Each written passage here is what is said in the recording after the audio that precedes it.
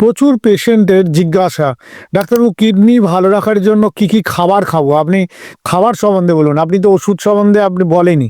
তা আমি তাদেরকে কথা দিয়েছি যে হ্যাঁ, আমি ইমিডিয়েট একটি ভিডিও আপনাদের দেব, যেটি হচ্ছে কিডনি ভালো রাখার জন্য যে যে সবজি, যে যে ফল, যেগুলো খেলে আপনার কিডনি ভালো থাকবে সেগুলো জানাবো। তা আজকে প্রথমে আমি বলি সবজির মধ্যে হচ্ছে পালং, লাউ, কুমড়ো, ঢ্যাঁড়স।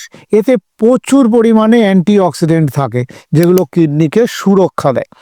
আর তবে কিডনির সমস্যা থাকলে বা পটাশিয়াম নিয়ন্ত্রণ আপনাকে সবসময় করতে হবে। পটাশিয়াম যুক্ত খাবার একদম খাওয়া যাবে না।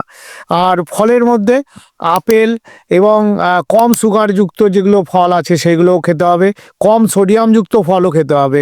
প্রচুর পরিমাণে ফাইবার খাবার, অর্থাৎ ফাইবার যেসব খাবারগুলো খেলে খাবার হজম হবে এবং আপনার কিডনির ওপর চাপটাও অনেক কম পড়বে। আর কি কি খাবেন? কাঁকরোল, শশা, করলা, এইগুলো কি হবে, শরীরকে আপনার সবসময়, এগুলো একটু জলীয় ভাব থাকে, শরীরকে হাইড্রেট রাখে।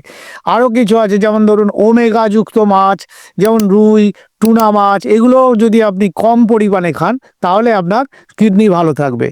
আর জ্যান্ত মাছ খাবেন, একদম ছোট মাছ খাবেন খেলে।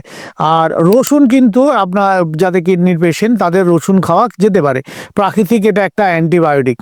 আর কি কি খাবেন না এটাও তো বলা দরকার আপনাদের।